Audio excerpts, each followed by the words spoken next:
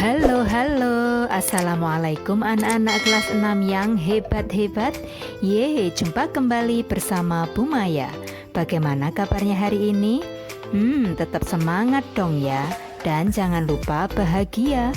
Oke, untuk pertemuan kali ini kita akan belajar bersama tentang materi Bahasa Indonesia kelas 6 tema 3 tentang teks eksplanasi. Yuk kita mulai belajar bersamanya. Sebelumnya, tahukah kamu apa itu teks eksplanasi? Oh, belum tahu ya? Oke, mari kita pelajari bersama-sama. Teks eksplanasi yaitu teks atau bacaan yang menjelaskan tentang ilmu pengetahuan alam atau gejala alam atau proses terjadinya sesuatu atau peristiwa. Sedangkan fungsi atau tujuan dari teks eksplanasi adalah yang pertama yaitu untuk menjelaskan proses terjadinya sesuatu. Yang kedua, untuk menjelaskan sebab atau akibat sebuah peristiwa. Untuk selanjutnya, berikut struktur atau bagian-bagian dari teks eksplanasi. Yang pertama yaitu bagian pernyataan umum atau pembukaan. Ini berisi tentang topik atau hal-hal yang akan dibicarakan dalam teks. Nah, pernyataan umum ini biasanya ada di paragraf yang pertama. Kemudian bagian yang kedua yaitu deretan penjelas atau isi.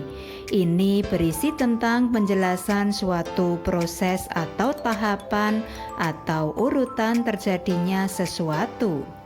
Nah, untuk deretan penjelas atau isi ini biasanya ada di paragraf yang tengah. Misalnya, jika teks atau bacaan eksplanasi tersebut memiliki 3 paragraf, maka paragraf yang ditengahkan paragraf yang kedua. Maka paragraf yang kedua ini disebut sebagai bagian deretan penjelas atau isi.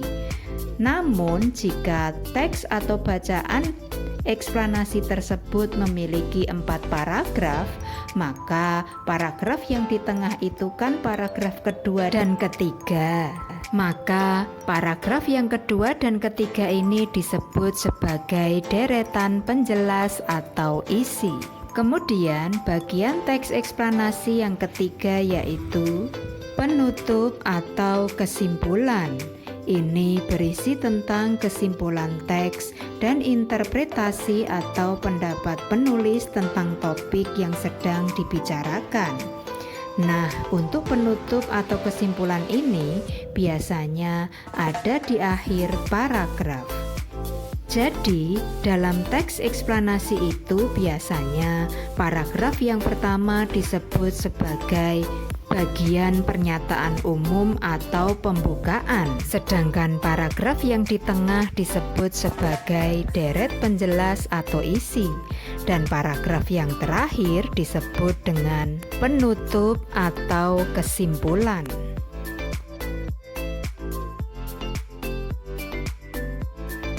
Untuk selanjutnya, berikut cara untuk memudahkan mencari informasi dari teks eksplanasi.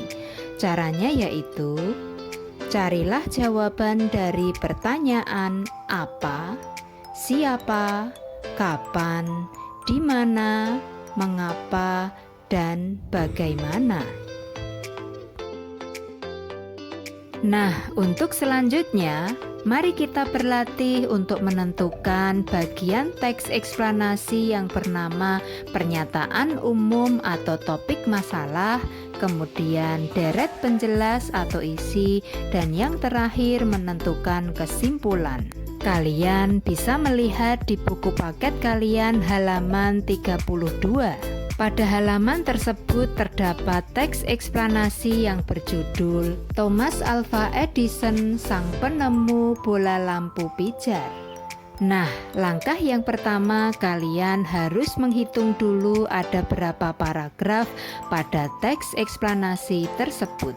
Mari kita hitung jumlah paragraf pada teks eksplanasi ini. Ini paragraf pertama, kemudian ini paragraf yang kedua, kemudian ini paragraf yang ketiga, dan yang di bawah itu adalah paragraf yang terakhir. Jadi bacaan ini atau teks eksplanasi ini memiliki 4 paragraf. Untuk selanjutnya, bukalah buku paketmu halaman 33.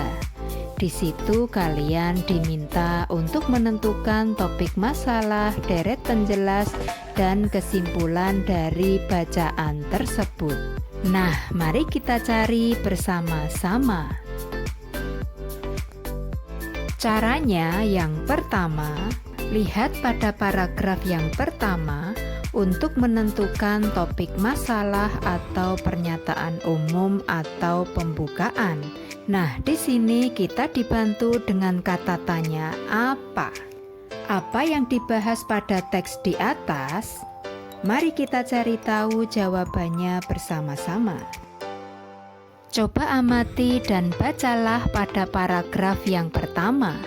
Jika kita lihat dari paragraf yang pertama, maka setelah kalian membacanya dengan seksama, ternyata kita akan tahu isi dari paragraf yang pertama, yaitu tentang kehidupan jika tanpa ada penerangan.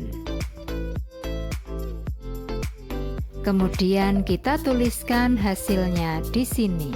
Jadi topik masalah pada teks eksplanasi ini adalah jika hidup tanpa ada penerangan.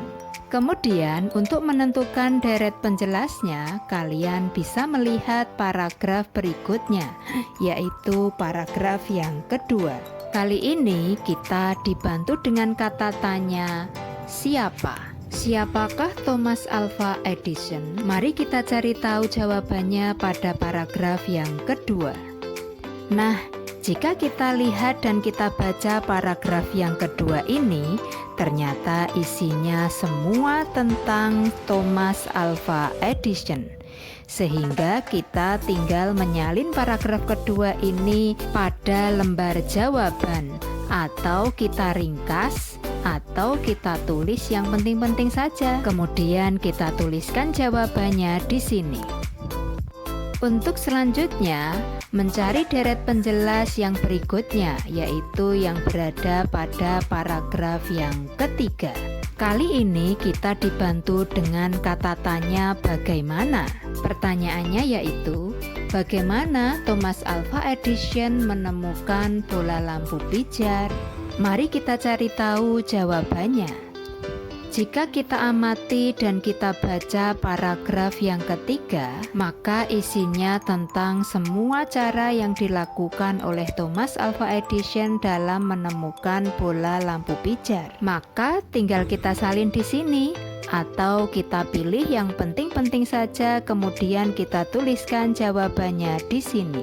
Nah, untuk selanjutnya kita diminta menemukan kesimpulan dan pesan atau pendapat pribadi penulis. Di sini kita dibantu dengan kata tanya apa. Pertanyaannya yaitu, apa yang dapat kamu simpulkan tentang sikap Thomas Alva Edison? Mari kita cari tahu jawabannya bersama-sama. Nah, di sini pada paragraf yang keempat, setelah kita melihat dan membacanya, kita akan dapat menemukan tentang sikap-sikap Thomas Alva Edison. Kemudian kita tinggal menyalinnya atau menuliskan yang penting-penting saja di sini. Nah, seperti itulah cara menentukan topik masalah, deret penjelas, dan kesimpulan pada sebuah teks eksplanasi. Nah, kamu bisa mencoba di rumahmu untuk menentukan topik masalah, deret penjelas, dan kesimpulan dari sebuah teks eksplanasi. Oh iya, kamu tidak perlu khawatir Jika kamu mengalami kesulitan, kamu bisa bertanya kepada orang tuamu atau kepada gurumu, dan kamu pasti bisa.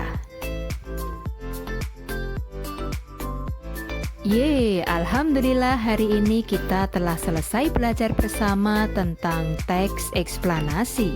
Bagaimana? Apakah kalian sudah mengerti? Wow, kalian memang luar biasa. Oke, jangan lupa like dan subscribe ya. Dan sampai jumpa di pertemuan yang berikutnya. Terima kasih. Wassalamualaikum. Bye.